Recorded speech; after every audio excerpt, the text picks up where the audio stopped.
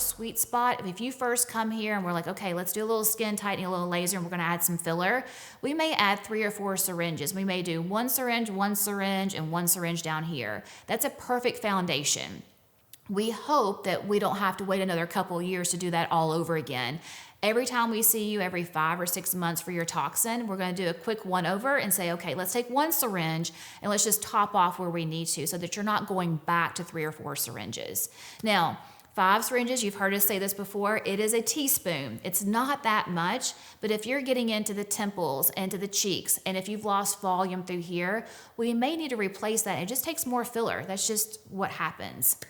If you've lost weight with the Ozempics and the Mounjaros and all the GLPs, we are slowly going to start adding that filler and that volume back as you lose weight. What I don't want to see you do is wait and like you've lost all the 20 to 50 pounds that you want to lose, and then we got to start from scratch. Let's take this process as like every 10 pounds you lose, let's put a little bit of filler back, and we'll look and see like where are you losing that volume? Are you losing it deep? Are you losing it superficial?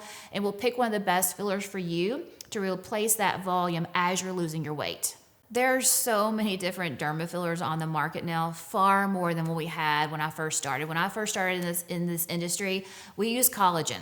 And collagen had to be injected to make sure you didn't have an allergy to it.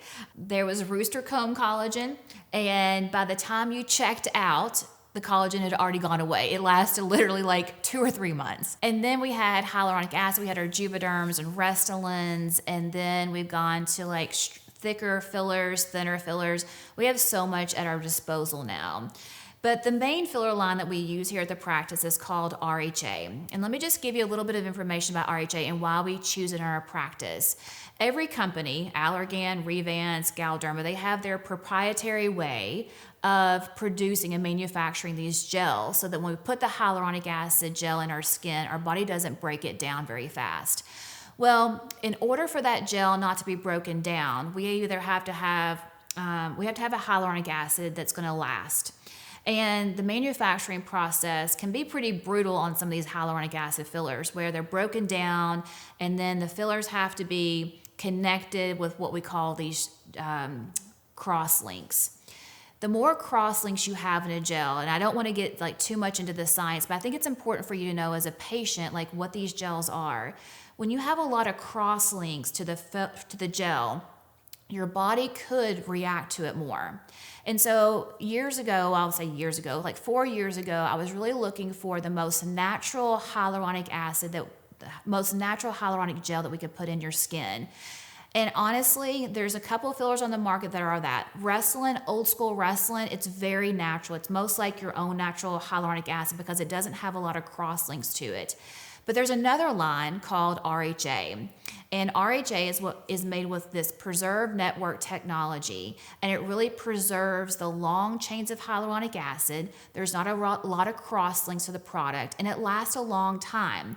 It most resembles your own hyaluronic acid, and that's why we use it in the practice.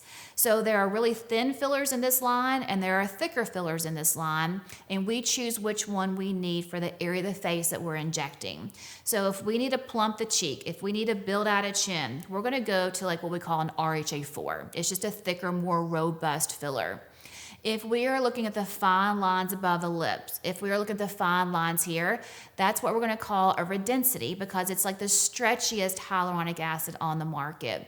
We have just gravitated to this line. Not only do Courtney and I teach on RHA across the country and teach other injectors how to use it, it's just our preferred filler. Every time we open up the cabinet, we pull a filler out, we can do pretty much everything we want to do with the RHA line.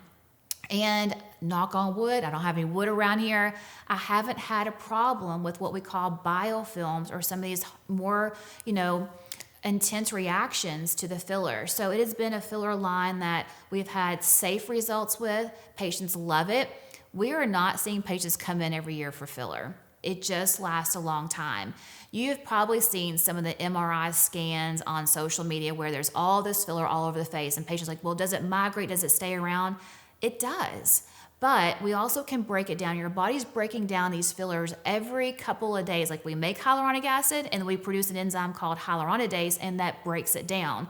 The fillers are made to stay in our skin. But if you don't like the filler, we can dissolve it. And sometimes, like after 4 or 5 sessions of doing your lips, we just kind of have to clear all that out and dissolve all of that and start over again. That dissolving process, it's something that we need to talk about. It's like the best analogy I can think of is deflating a balloon. You have had a lot, if you've had filler years and years and years, and let's just say around the perioral area or around the eyes, that filler is going to stay around for a while, and it's probably right on top or below of a muscle, and the muscle's working and working throughout the years. That filler will migrate, and it probably will change over time.